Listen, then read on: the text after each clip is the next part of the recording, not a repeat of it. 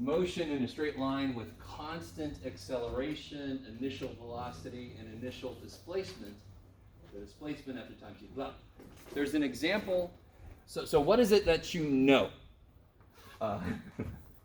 You know a lot here, right? They actually give you a lot, because we're all fine with not having a lot of numbers, because we're freaking calculus students.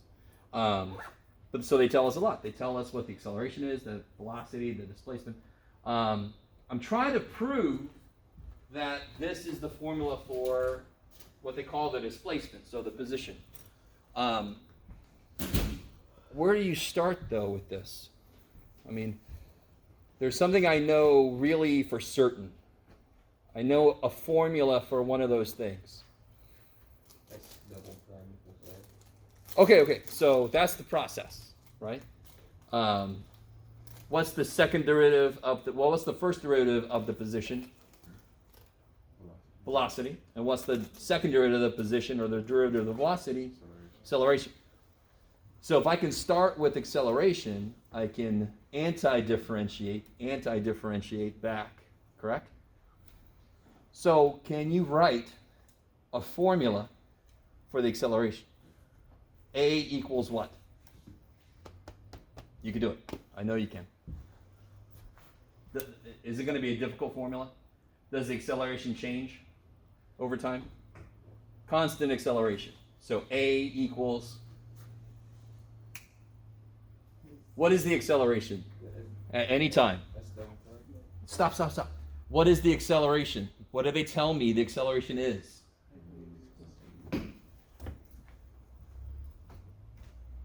A, right? Yes? So I think I understand where you're going, and I like it, actually. So let's do this. I need paper. Okay. So I know that this is going to look stupid for a second. The acceleration, I'll just do this so it looks a little bit better. There we go. That is the equation that I know immediately. The acceleration at any time is A. Can you tell me what the velocity is then? Say again? No. I like that, though. I understand what you mean. Yeah, AT plus C. Yes? What did I do? I just anti-differentiated. God, I'm going to hate saying that until I can finally say the real word.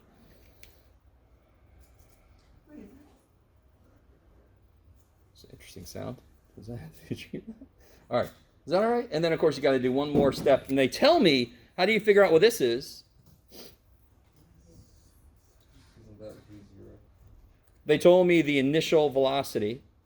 What does initial velocity tell you about the equation? Initial, the word initial. At t equals 0, the velocity is v0. So now you can solve for c, and then you just do the whole process one more time, right? Does that make sense? Okay. If you've taken any physics, this is the kinematic formulas. If you've never taken physics, it's still the kinematic formulas. You just didn't know that word, right? Anything else from homework? Okay, all right. Everybody has this worksheet, is that true? Anybody need this worksheet? Okay. I don't think we've done anything here yet. This is just a complete example, right? This is just a complete example of that thing we did last time. And I really want to make this connection clear. We're right now, and I've said this before, we're right now basically in the same place when we were doing limit definition of derivative. Remember that, right? F of x plus h, blah, blah, blah. So we did that several times, and then we started to develop some shortcuts, right? So that's where we are right now. This is the long-ass way. And then after we've done a few of these, we're going to try to develop some shortcuts, right? Okay, so try to do number 1 here on the other side, and then we'll probably do number 2. Well, see if you can do the first few steps on number 2, and then I'll join you in that problem.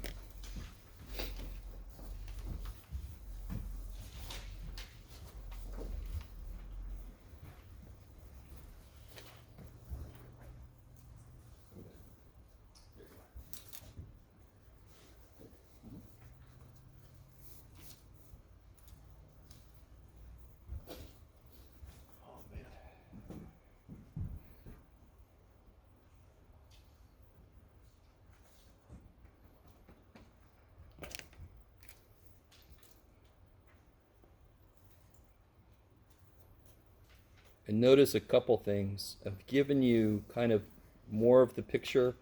I just want to go from 0 to 3, right? With left endpoints.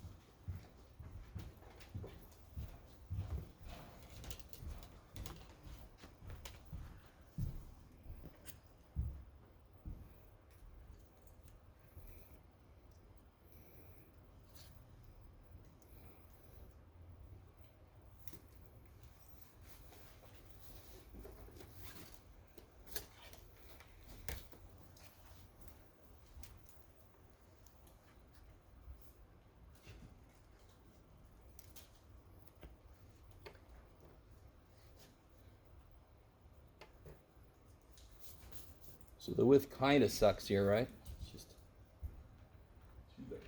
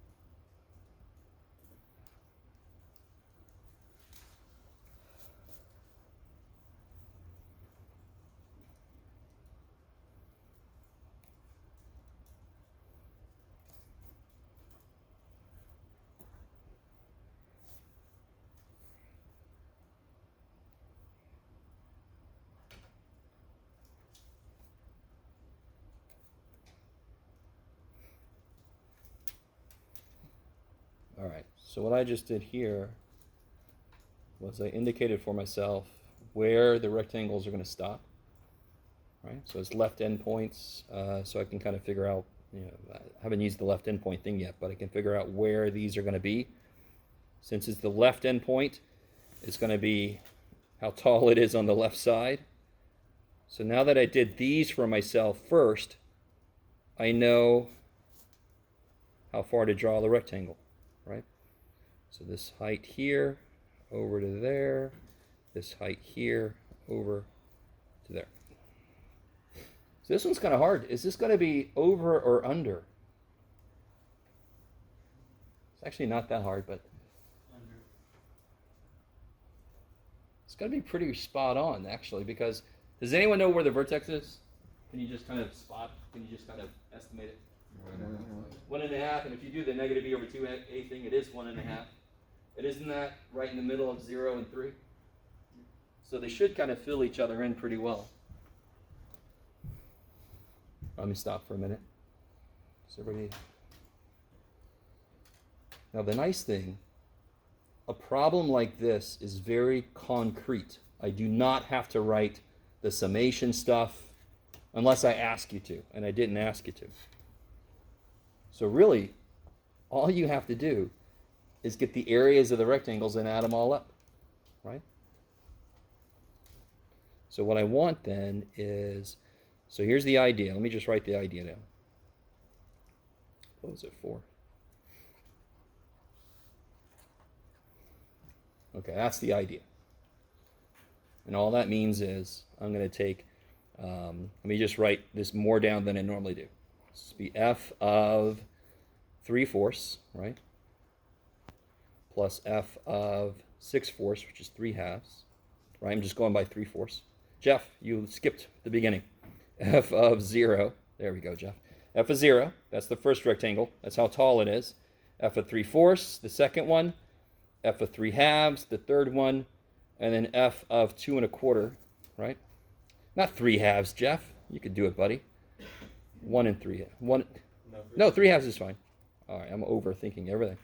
And then finally, where am I at? F of 2 1/4, 9/4. And of course, Jeff, of course. Let me just go ahead. And then I can do the thing I talked about. Summation symbols, I can take a constant out. So I can multiply by 3/4, which is the width. So I'm doing the heights times the width. If I brought this through, that would be each rectangle. That would be each rectangle's area. Okay, I like it. And now you just got to figure out what those are. You can do this in the calculator, but I mean, 0 is not that bad. 4, 3/4, I don't know.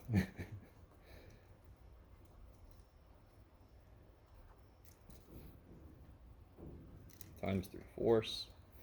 All right, so in your calculator, you can figure out what f of 3/4 is. Yes? And just to remind you guys, there's not a damn thing wrong with, I mean, this isn't that bad because there's only 4 rectangles, but if you put the function in, you can use your table. So I'm going to start at 0, and I want to step by 3/4, right? And then I go to table, and there we go. F of 0 is 4. F of 0.75 looks to be 5.6875. Right? F of 3/2 is 6.25. F of 2 1/4 is 5.6875 again, which makes sense. Good old parabola. Maybe? Are you guys okay? Say one more time. Oh, plug the function in. Go to table set right above window, and then I can tell it I can tell it where to start. I want to start at 0, and I can tell it delta table, which is sort of like the difference, and that's exactly the width. That's kind of cool. And then you've got your values that you need. Isn't that kick-ass? Plus, you're also making sure that you did these correctly, right? All right, and then of course, whatever the hell that is, right? Anybody got that yet?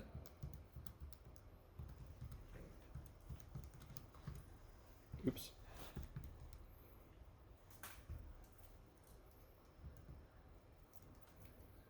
I got something. Anybody got that? Well, I think I'm showing you what I got. Well, damn it. I got this. Oh, I didn't multiply by 3. Oh, today's a neat day for me already. There we go. So 4 plus, and I have 2 of these, plus 6.25 divided by 4 times 3 eventually. There we go. That's what I got. You guys got that too? Yeah. Okay. Does it say go to as one of the options? Yeah. If you do go to, it'll put the cursor on top of the problem.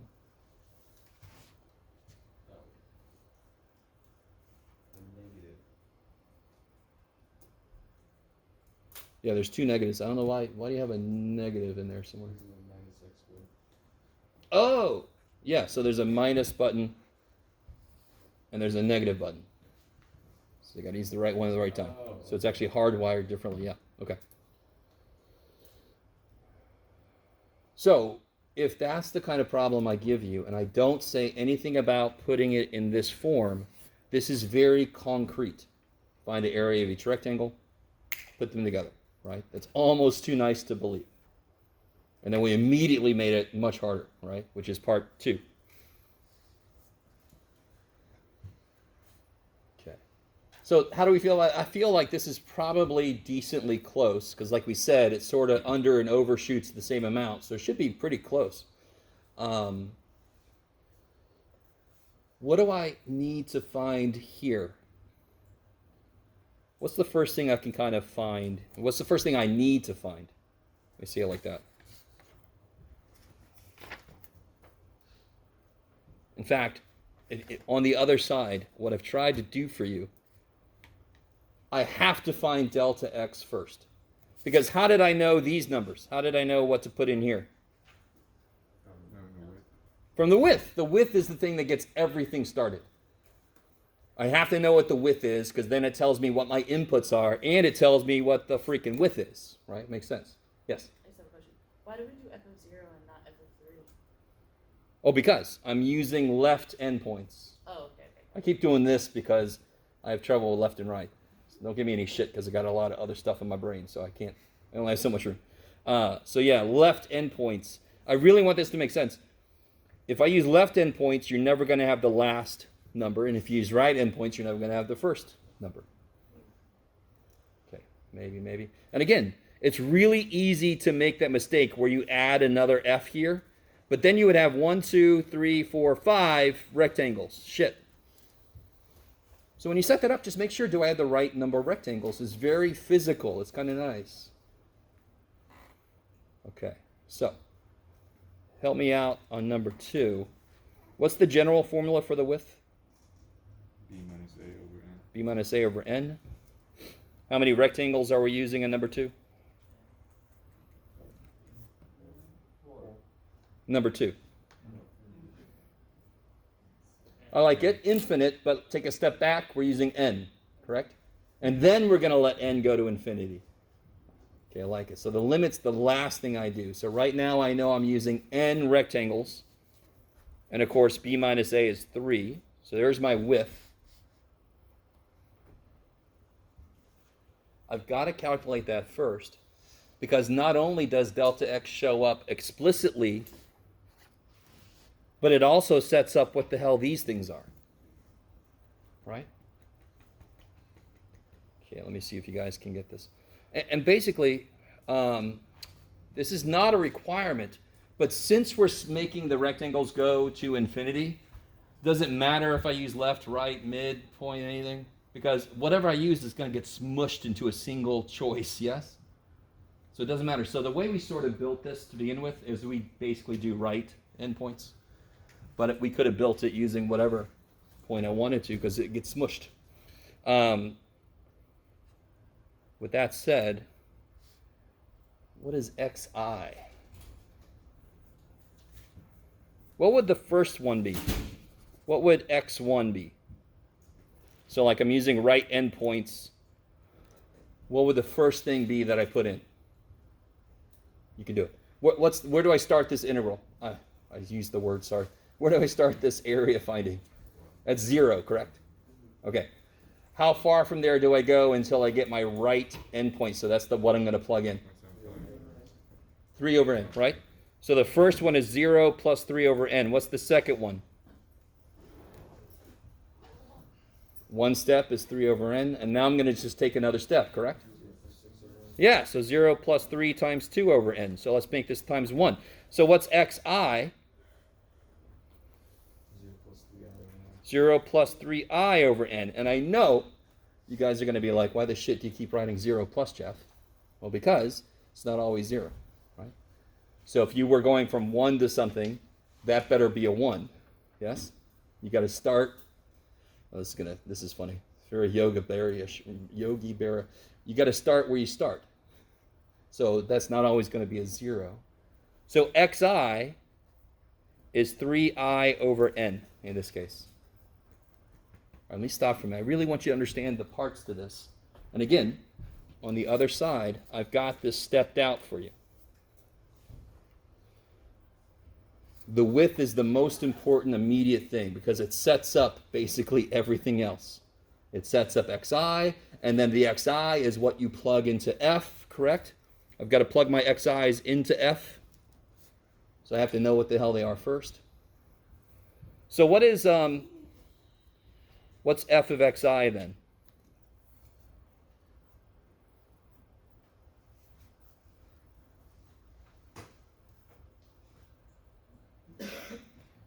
So we know what xi is, right? We know what xi is. Yeah. And then do we know what f is?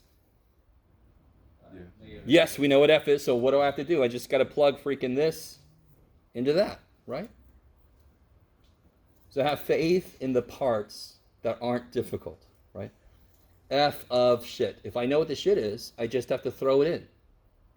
That's all I'm doing right now. So we know what xi is. I'm just going to put that in. We just kind of blindly put it in here. Can we stop for a minute? Is that cool? All I did was throw that into f. Okay, and then simplify this a little bit.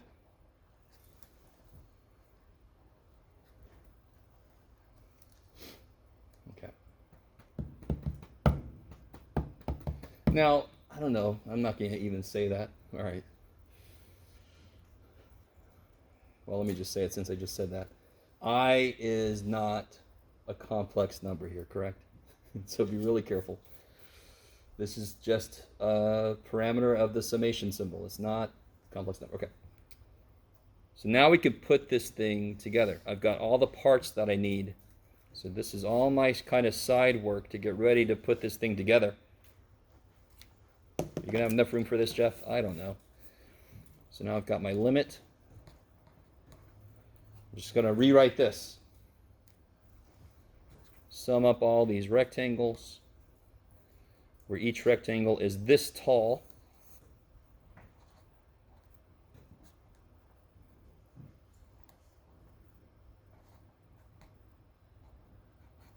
And this wide.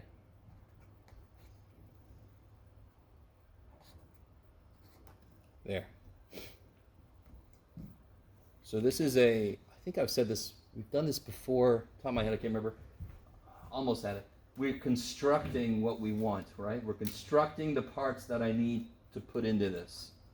So you got to start with delta x. Everything else kind of flows from that, and then you just shove it all in there. Now, what do I do? What can I? Do you guys remember? All right. So remember the whole discussion we had about what is the variable for this piece? So for the summation symbol, what does it see as a variable? I. Anything that does not have I in it and is a factor can come out. It's a constant according to the summation symbol, right? What's the limit see as variable? N. So if it has an N in it, it can't go in front of the limit. I really want this to make sense. Are you guys semi with me on that? The summation symbol is letting I change. So what is a constant factor immediately? This guy, yeah. According to the summation symbol, this does not change. So you can pull it. Good Lord, Jeff. I'm having so many puberties. You can pull that 3 over n, bam, in front of the summation symbol. You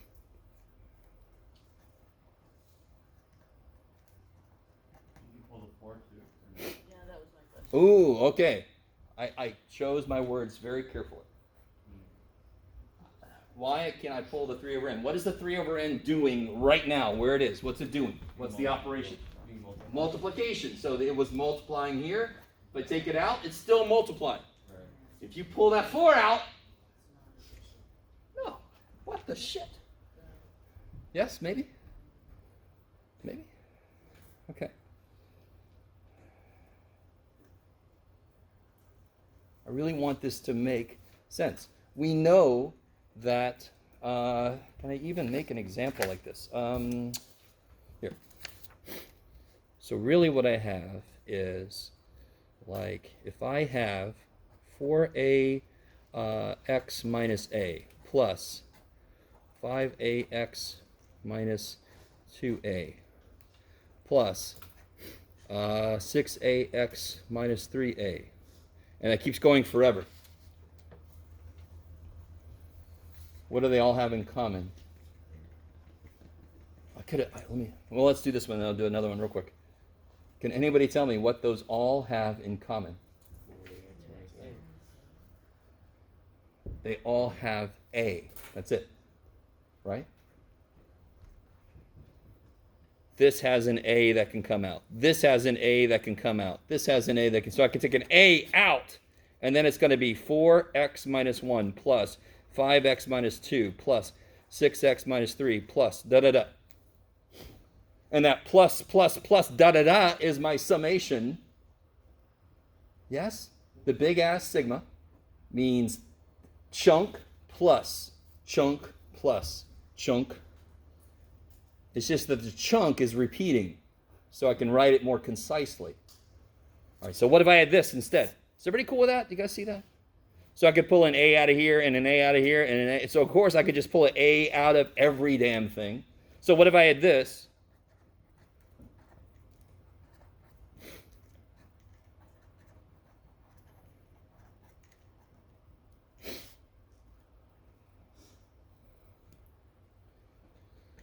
Can I take anything? Can I take an A out now? Nope. They all have a -2 though. Can I take a -2 out? Of course not, because we know it's multiplication that tells me. It's a common factor that I can pull out. So I completely understand. Don't get me wrong. I'm not telling you you forgot how to factor.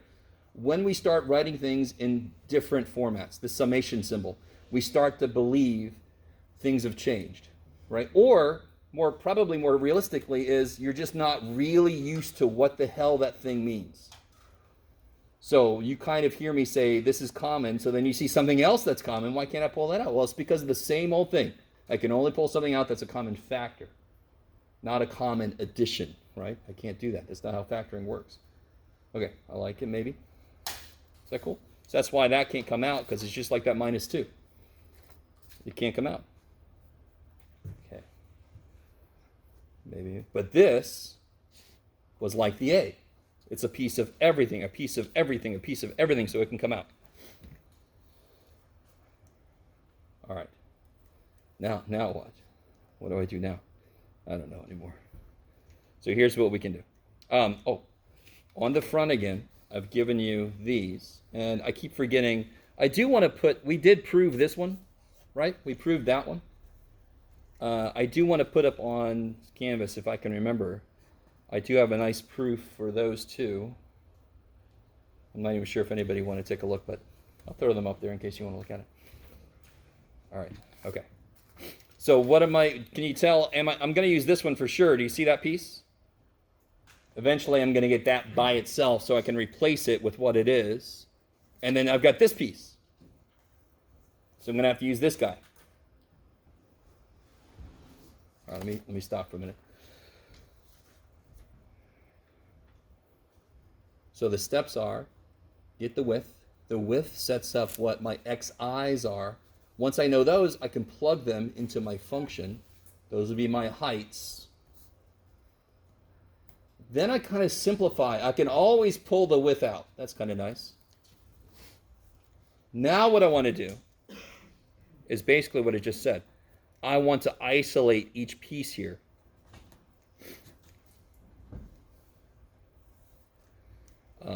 Sure, we'll just write this like this right now.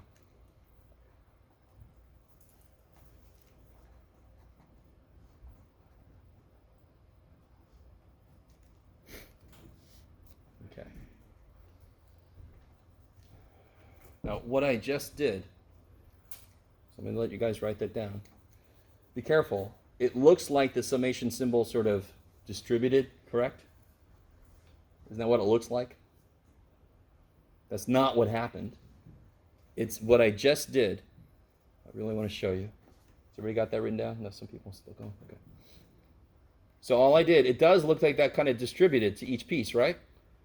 But really what I did was, I'm going to get there.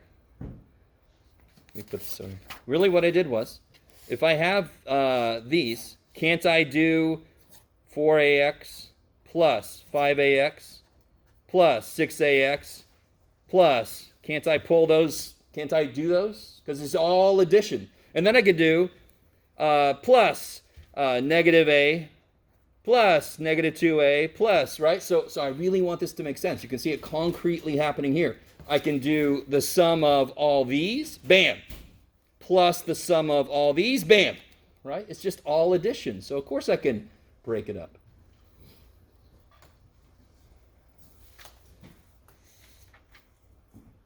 Okay, I like it.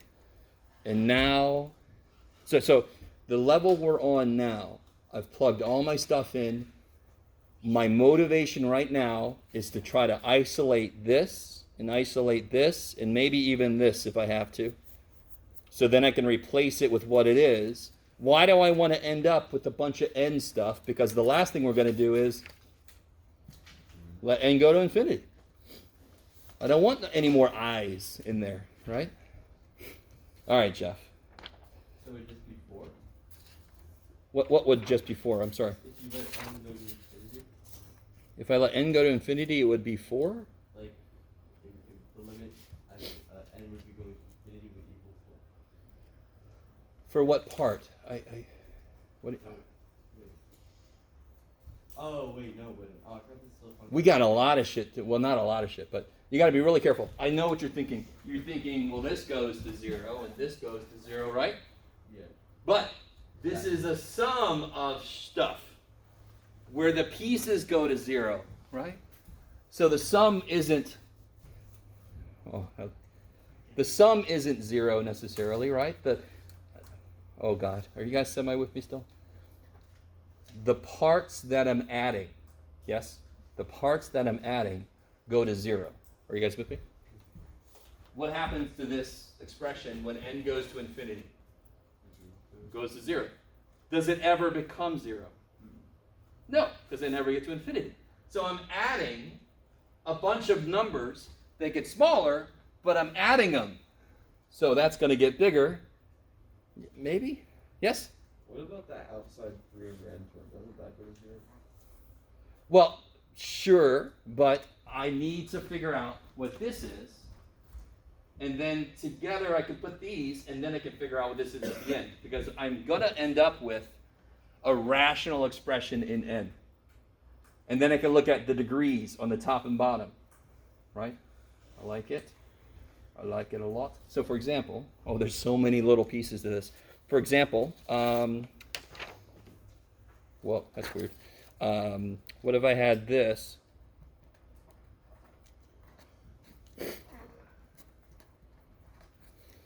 Why isn't the answer, well, let me see. Yeah, let me do, all right, I got this backwards. Let me do like this.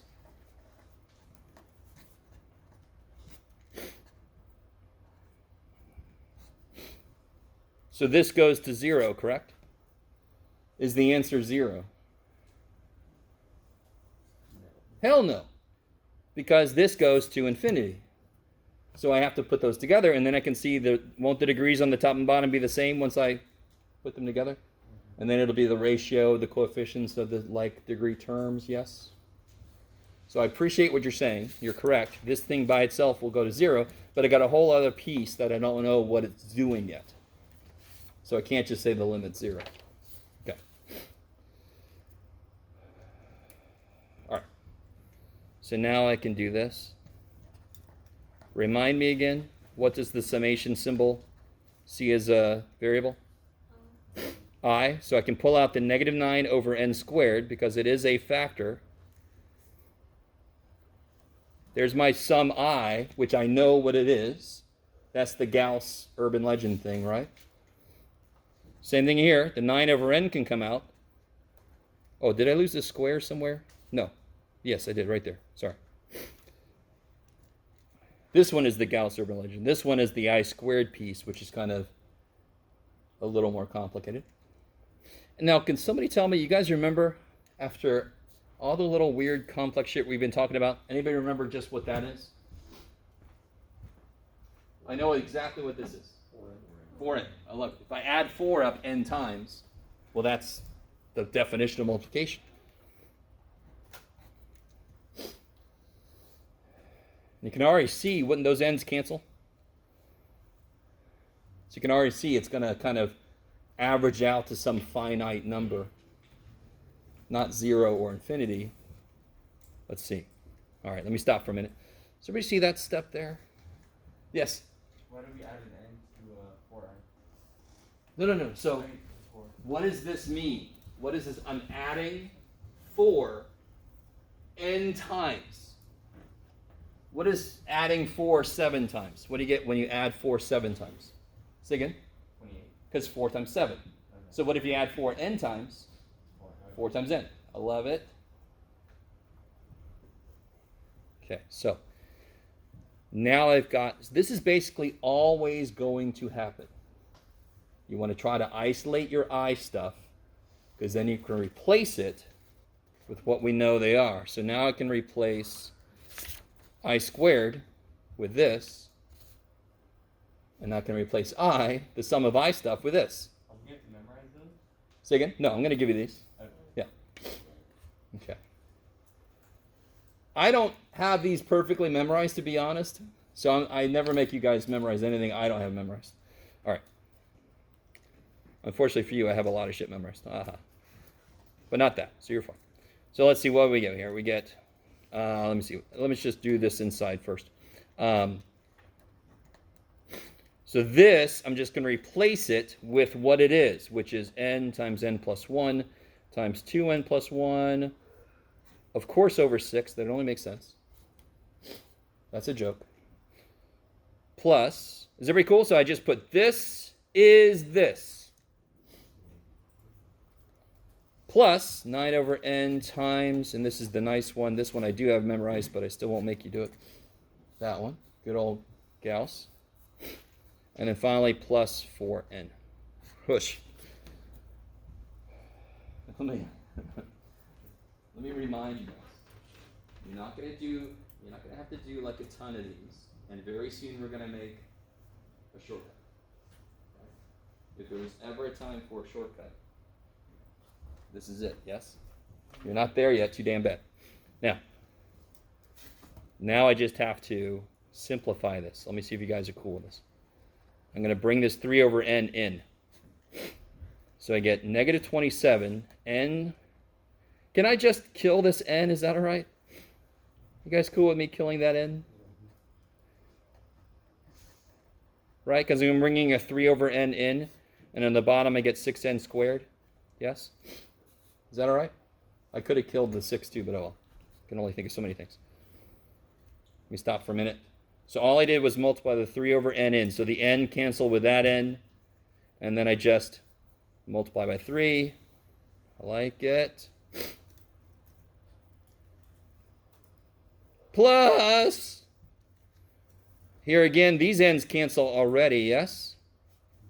So I get 27 n plus 1 over 2n plus 3n times 3 over n times 4n is 12. Okay, let me stop.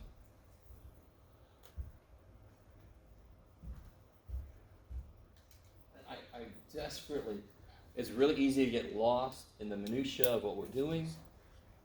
We actually are summing up n rectangles. This is what we're doing. And then we're going to let n go to infinity. So can you see what happens when n goes to infinity? Do we have to do a lot of work here? What would the highest degree term be on the top?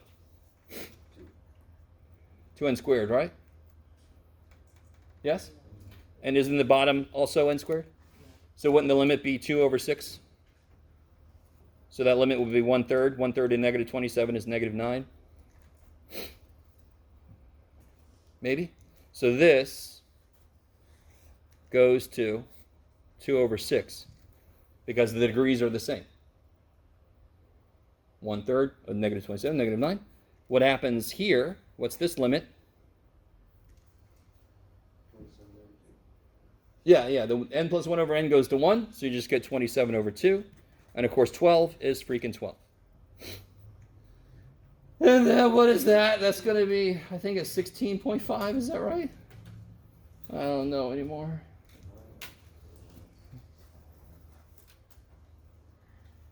I'm pretty sure it's 16.5. Yeah.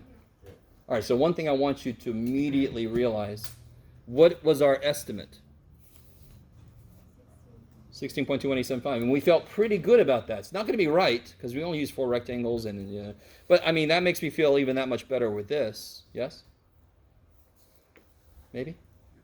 Okay, I understand. You guys are like, no, I don't like. Okay. I understand. It's even better than the limit definition of derivative. And when I say better, I mean worse. Okay.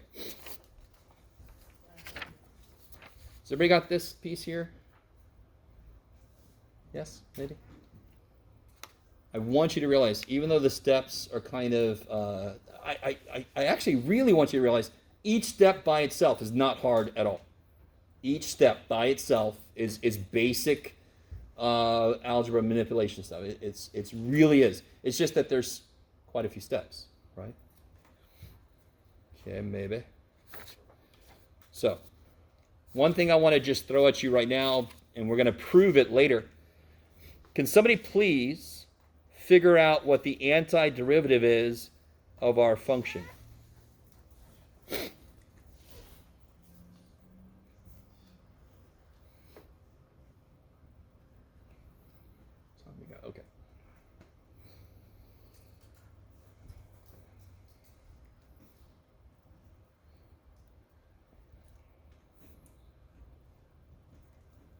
Okay, you guys should be done. So who's got that? Negative 1/3 x cubed. Good. Negative 1/3 x cubed. Plus 3 halves x squared. Plus 3 halves x squared. Plus 4x. Plus 4x plus c. Now I'm asking you to calculate this. Where did 3 and 0 come from? Those were the endpoints, right?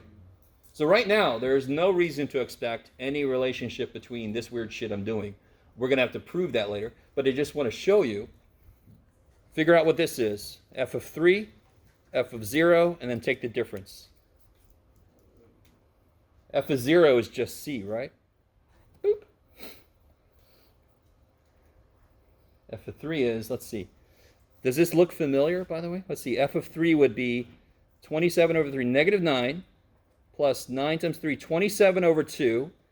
Does this look familiar to anybody? Plus 3 times 4, 12. Yes? Isn't that kick ass? Isn't that weird? Look, it's exactly the same shit. It's exactly the same shit. What the shit? Now, some of you guys know the other word for antiderivative is integral.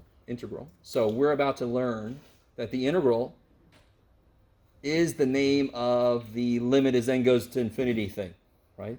So finding areas is the integral. And then we have to prove the connection between anti-differentiation and finding the area or integration. And those two are the same. But we have to prove that. That's a bit of a gap there. So we're going to prove it eventually. But right now you can see this is, there it is. Can you always do this? Eventually, yes. Right now you can't because we haven't proven it yet. So the area under a function from a to b will equal the antiderivative difference evaluated from b to a, right? F of b minus big ass f of b minus big ass f of a. So we're going to prove that very soon, but not today. Okay. Holy shit, that was a lot. Okay, sorry.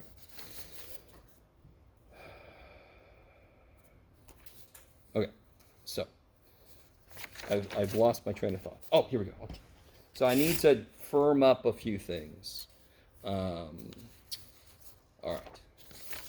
Any questions on that before I leave it behind? I mean, a lot just happened, and I understand that. But if I were you, while I'm doing my homework, I'm going to have this damn thing sitting next to me, because these are always the steps. Right? Do you see how eventually I try to get my I by itself? Yes? Blah, blah, blah, blah? Okay.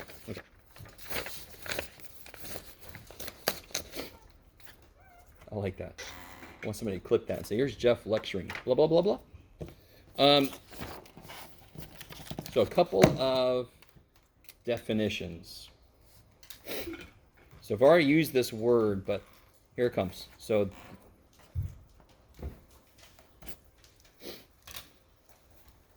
definite integral.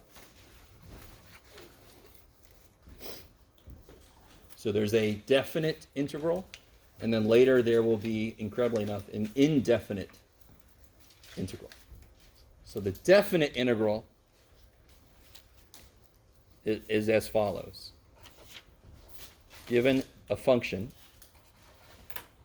defined on a b,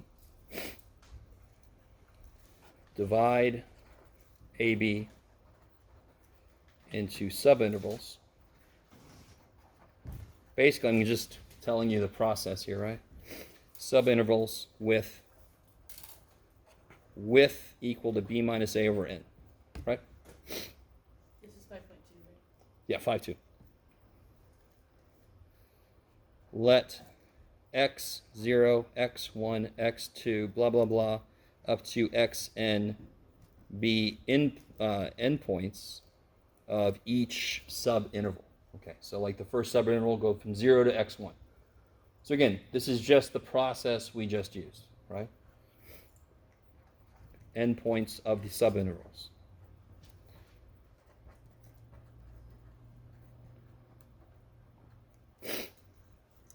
All right, here's where things get a little interesting. Let x1 star, x2 star, Jeff, put that down there, blah, blah, blah, up to xn star be sample points. Oh, God, what the hell am I talking about? So right here, this little technical point is what could I use for the to figure out the height? Couldn't I use a left endpoint, a right endpoint, a midpoint? Couldn't I also use a random point in there? So that's what I mean by sample point. Every interval, pick one point. Next interval, pick a point. Those are going to tell me what the heights are. Why does it not matter really what point I pick? Because I'm making all the intervals go to infinitesimally small. So you end up with one choice for each interval. You end up with one choice. Blah, blah, blah, blah, blah. Let these be sample points. Where am I at? Then, the definite integral of f from a to b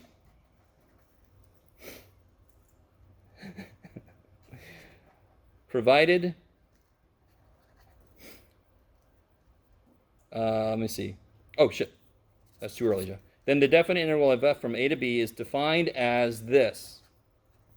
Here's the symbol. So some of you guys that know a little bit of calculus are finally going to use this symbol. We can't see it. Well, shit. Favorite one to draw. Nice and squiggly. There we go. Nice and squiggly? Okay. Oh, yeah. Oh, yeah. So now we're just capturing this. Provided the limit exists, of course.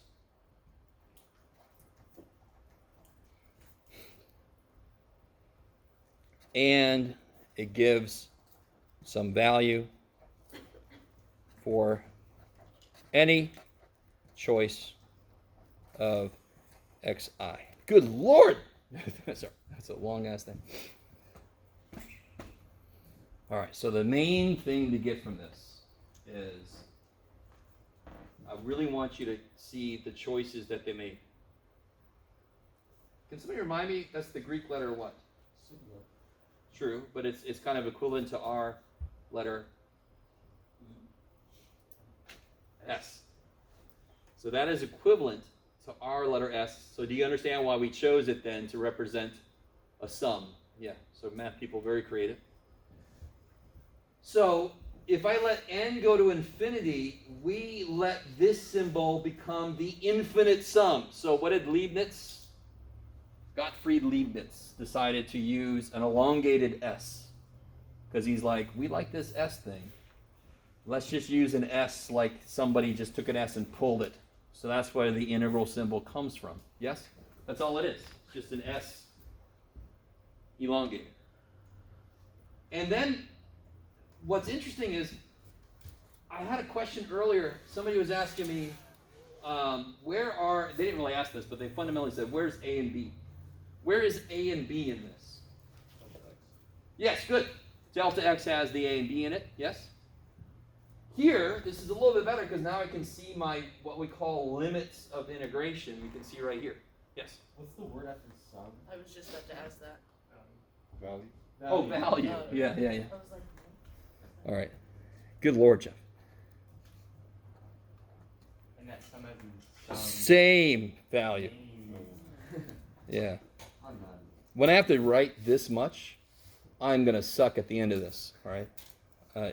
So just, okay. So, what happens to, now we've already seen this. This symbol here means a big step. And big means anything bigger than infinitesimally small. So this is a big step. If I let the rectangles go to infinity, of course, every step becomes infinitesimally small. Do you see that? Delta x becomes dx. Yes? Maybe? Maybe? Okay, I'm going to keep going. And then here's the f. It's still there. Holy shit, the f is still there. Yay! So that symbol becomes elongated s. The f thing is still there. And the delta x becomes dx because I'm going to infinitesimally many, so they're infinitesimally small. It's a beautiful analogy between the two. So this symbol means the exact same thing as this symbol. They mean the same thing. Provided this stuff happens, right? So when does this not happen? Very funky functions. The function's got to have some serious weird shit, some serious problems. Because one thing I want you to realize immediately, let me say this right now. What do you guys think about this function here? Let's see. Can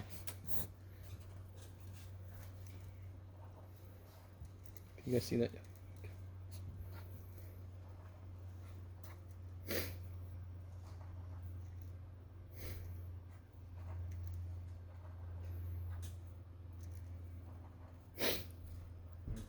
Can I find an integral for that from a to b? No. What would that mean visually? What would I find? What does integral mean again? What is summation? What is the limit as n goes to infinity in summation? What is that finding fundamentally? The area. No. Can't I find the total area?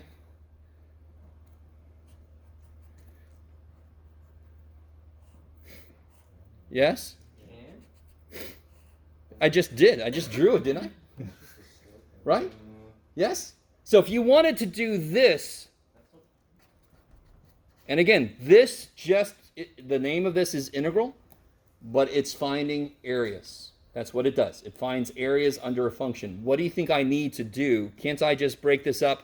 If I call this C, D, E, can't you just go from A to C? Plus C to D, and so forth, yes? Because again, areas are, can't I cut something I don't know? Can't I cut it into shapes I know? Didn't we do that first thing with the trapezoid, right? That's why integration is able to handle a finite number of jump discontinuities.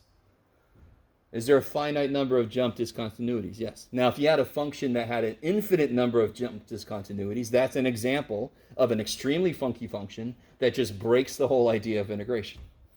How often do we get a function like that? Not often at all. I mean, yes? Maybe. Oh, you guys are loving life. Okay. Which is about where you're supposed to be right now. Is everybody with that? Do you guys understand that? Maybe? No? Ben is shrinking. Okay. So again, if I ask you to figure out this area, the total area from 2 to 6, right? All right, that's 10. Blah, blah. Couldn't you do it? Pretend this is a rectangle, yes? So do I have to do from 2 to 6 directly and have to get one equation that represents the area of the whole thing? Or could I just figure out this area? And then I could even figure out that area. And then I could figure out that area and add them all up, right? That's exactly what this is saying. So if you don't forget that integration means area under a function. Or let me say it even better. Between a function and the x-axis, correct? That's what integration means. Then all the flexibility we have with areas, period, are also inherently involved with integration. They have the same flexibility. Okay, maybe. Right. Oh, I have plenty of time. Awesome. Sorry. You guys are like, damn it. Let me make this official. What I just said. There's a theorem. I think in the book is theorem 3. If f is continuous on AB, or if f has a finite number of jump discontinuities. That's way too long of a word for me to worry about. Then F is integrable. Good Lord, Jeff. Integrable on AB.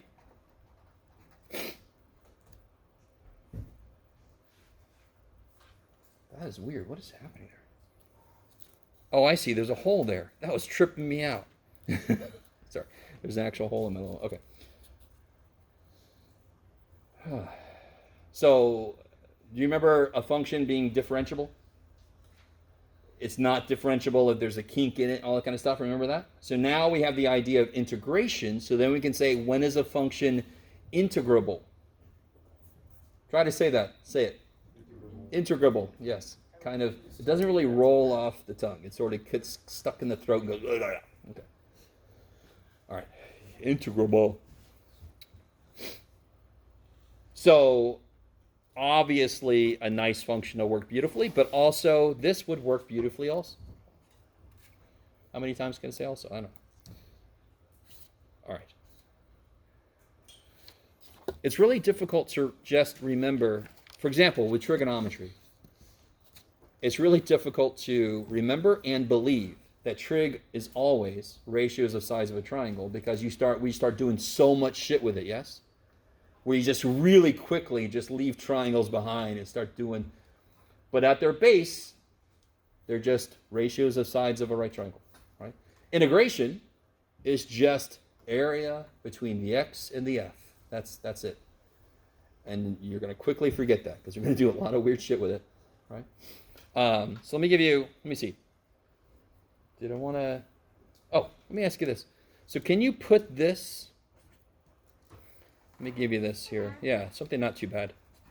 Can you put this into infinite rectangle sum form? Do it.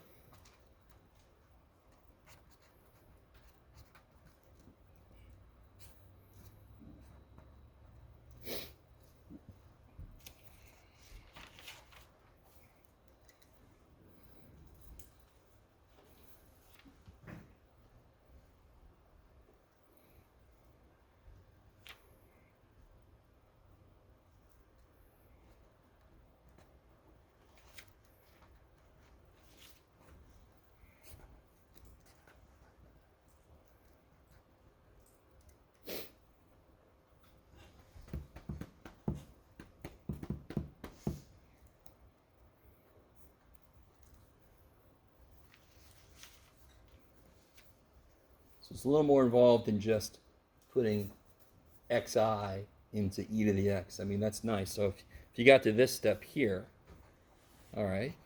Now you got to get a little more specific. What is delta x? Yeah, because what interval am I working over? 1 to 3. So the lower limit is 1. The upper limit is 3.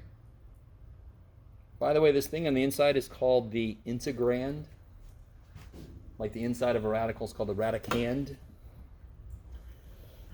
How important is that word? Not really, but it's just there. So this will be 2 over n. Is that cool? So then what's xi?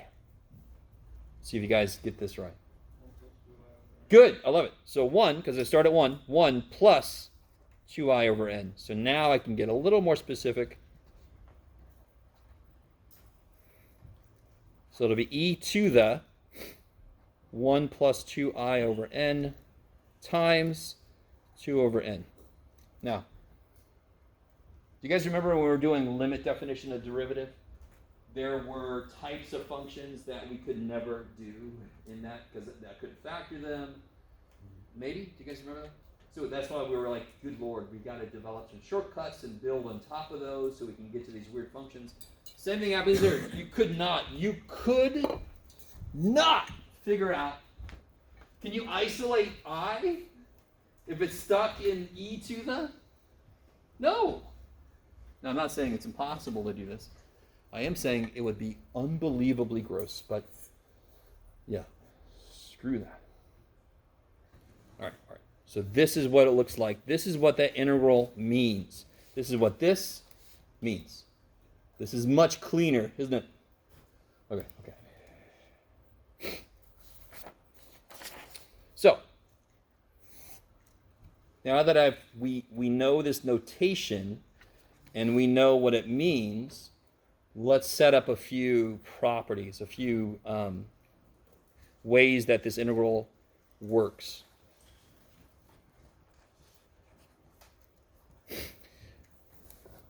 So isn't that the from A to B, right? Function blah, blah, blah. What do you think would happen if I went from B to A instead? Are these equal to each other? I know that's what I have written so far, but are they equal to each other? What do you think? No. Does that make sense? Because now my width would be A minus B, which would mean it's the opposite side of what the other side is. And let me do this. So there's going to be a long list of properties here, but let me show you this because I wasn't really sure where to throw this in here. Let's do it right now. I don't know how you're going to do your notes, but good luck. Let's say this is my F. Goes like this. Yes?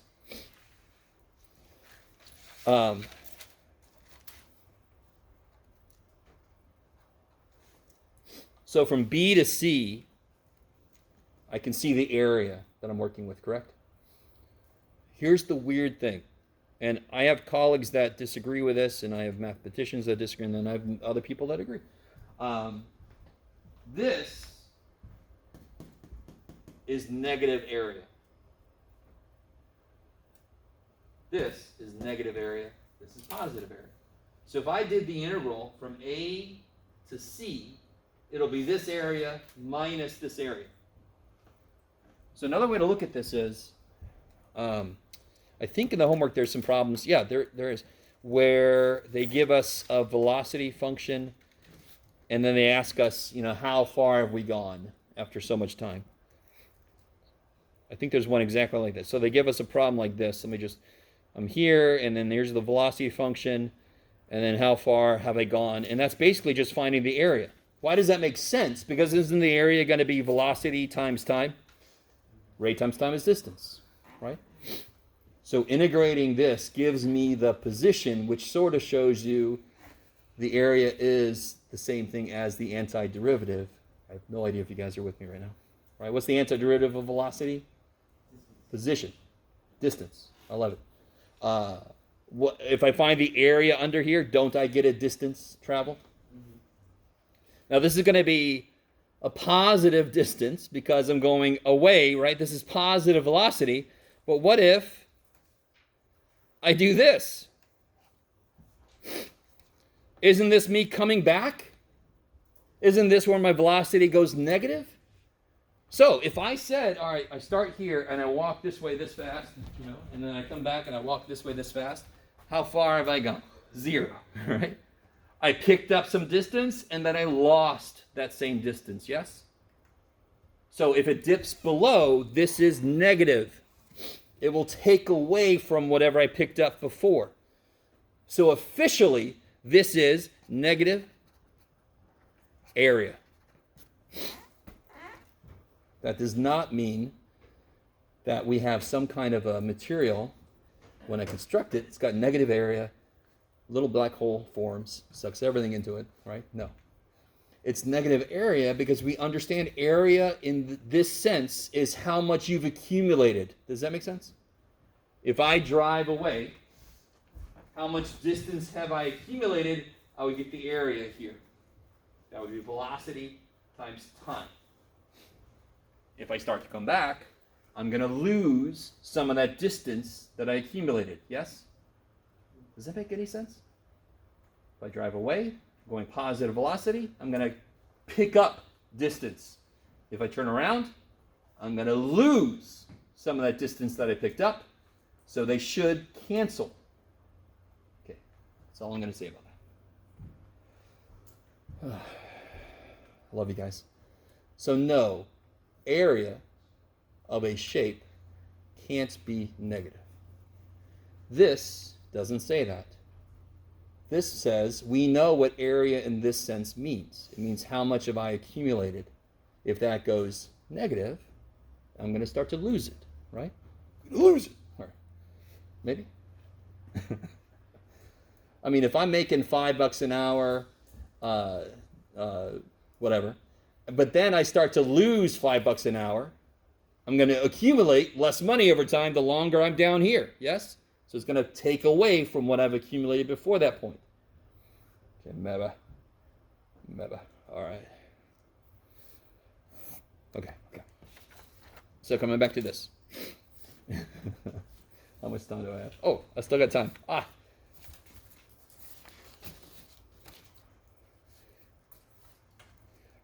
What do you guys think about this? What does this here mean?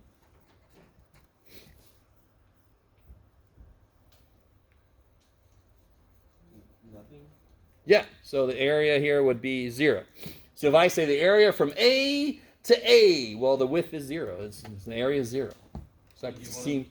You put one of those on the tab. Sure. I'll add it on top of all the other problems I was going to do anyway. Sorry. All right. Let me see. What about, all right, now this is interesting. Can you guys actually just take a second and, does everybody understand what C represents? It's a constant, yes? Can you draw that? The line. Great. What kind of line? I love you guys. Straight line is some shit. Vertical line? Horizontal line. I like it. Horizontal line. Yeah. So what's the area under this? That, of course, is a rectangle. So what is that area? B minus A minus C. Good. C times B minus A. I love it.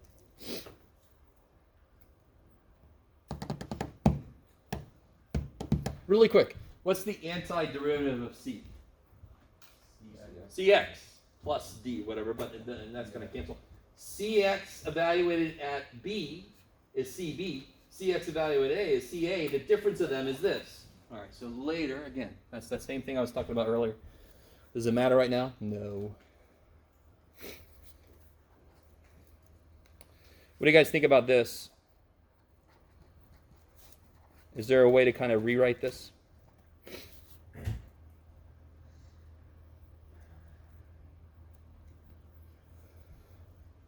Remember, the integral symbol is a limit and a summation. Both of those allow me to break additions up into parts. So I could rewrite this as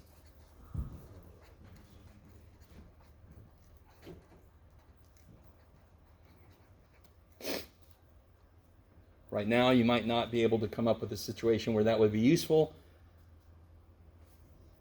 And normally we kind of do this the other way, but sometimes this is useful. Okay. So remarkably enough, I'm not going to put it as a separate thing, but if there's a minus, I could do this as a minus. Is that cool? Okay. What about this? Let's see how much you guys have been paying attention. Is there a way to rewrite this?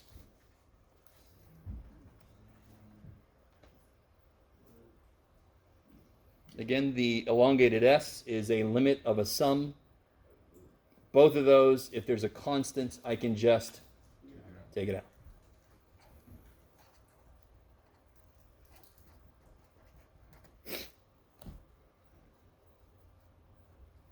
So real quick side note. What if I had this? Can I just take the x out? Shit, no! Because the integration, its variable is x. This actually sets up what it considers to be a variable. That cannot come out of it. Get out of there. Students will try to do that because then it makes the problem so much easier if I do that. But you very quickly get to the wrong answer. Okay. All right. Oh, shit. I need some more paper. All right. Oh, my God. see, which one am I on? That one I already did. This one's kind of crazy, but all right.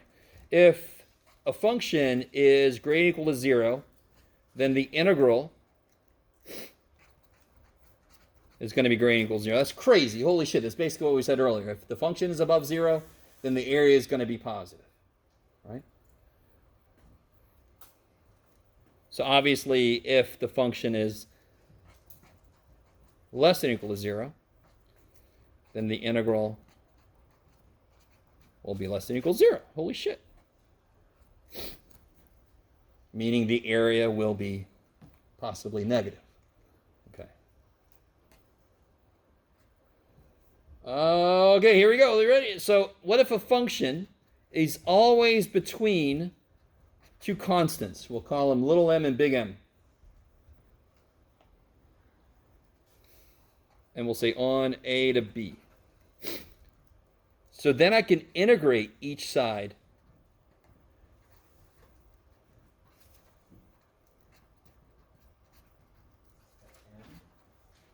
Say again? Somebody remember what the integral of a constant dx is? No. I mean, not the antiderivative. What the integral from A to B of it is. Oh, m times b right there. Good.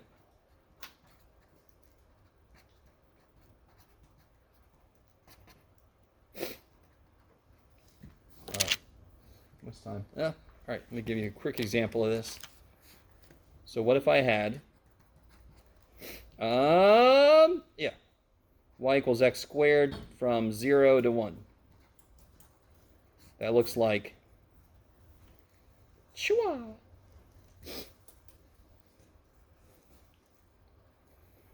So what would little m be? Little m would be 0. So this function is at least 0, and it's at most 1. So this integral is going to be, this integral is going to at least be 0, and at most it's going to be 1 times 1 minus 0, or 1. So what that looks like, I want you to really get this. This is kind of too simple of an example, but too bad. So either it's, the least it's going to be is 0. And if I just pretend like the function is 1 all the way across, isn't that a little square? So that would be 1. So the actual area, of course, really broad strokes here, is it's somewhere between 0 and 1. Yes? So sometimes that approximation is all you need, because you're given this function that is disgusting, but you know it's between this and this. Then the integral, you can kind of get a range for what the integral could be. Yes? Are you good? I'm sorry. I thought you were, okay.